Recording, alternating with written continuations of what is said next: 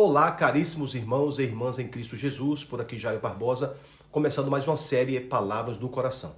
Nesse curto espaço, procuro falar da Bíblia e no tema de hoje vou procurar responder a pergunta: o que é a redenção? A parte 1. No Evangelho de João, no capítulo 1, no versículo de 1 a 3, está registrado que no princípio Jesus era o Verbo e o Verbo estava com Deus e o Verbo era Deus. Ele estava no princípio com Deus. Todas as coisas foram criadas, foram feitas por intermédio dele, e sem ele nada do que foi feito se fez. Então a expressão verbo quer dizer palavra. Então Jesus se encarnou como homem, e ele, como a palavra encarnada, viveu o seu ministério terrenal, que durou 33 anos e meio aproximadamente. Durante o seu ministério, ele foi ungido e se tornou Cristo, ou o Jesus Cristo. Ser ungido quer dizer convocado para uma missão. Então, qual era a missão de Jesus aqui na Terra? Ser a figura central da redenção.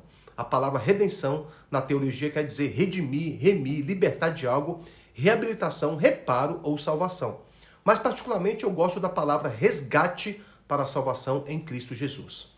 A redenção tem 7 aspectos que estão registrados na Bíblia. Por exemplo, no Antigo Testamento, em Salmos capítulo 22, tem uma profecia sobre a redenção.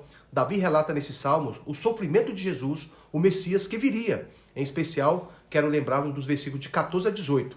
Derramei-me como água e todos os meus ossos se desconjuntaram. Meu coração fez-se como cera, derreteu-se dentro de mim. Secou-se o meu vigor como um caco de barro e a língua se me apega ao céu da boca. Assim, me deitas no pó da morte. Cães me cercam, uma súcia de malfeitores me rodeiam, transpassaram minhas mãos e os pés. Posso contar todos os meus ossos, eles me estão olhando e encarando em mim.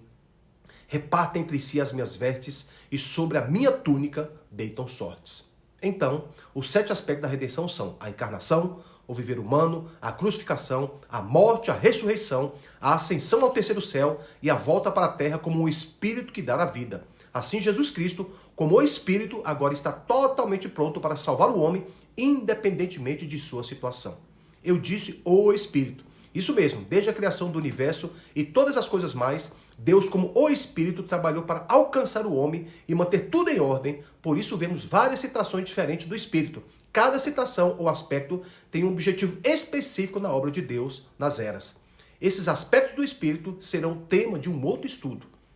Voltando ao estudo da redenção, em Isaías capítulo 12, lá no versículo 12, Deus disse que ele é a nossa salvação. Ele disse: eu sou a tua salvação.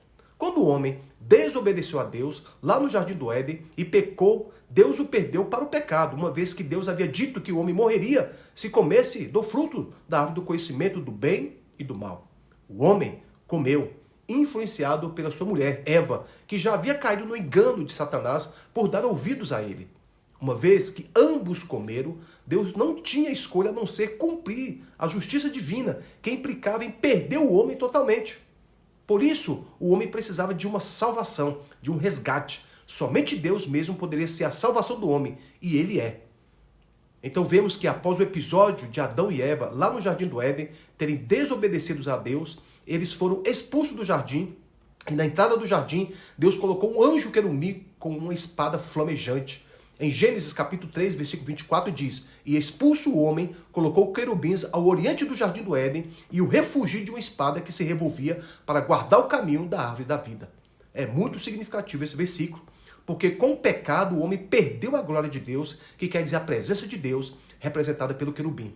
O homem também perdeu a justiça de Deus, representada pela espada, e perdeu ainda a santidade de Deus, representada pelo refugir da espada. O homem agora seria errante por toda a terra, sem a presença de Deus, sem a justiça de Deus e sem a santidade de Deus.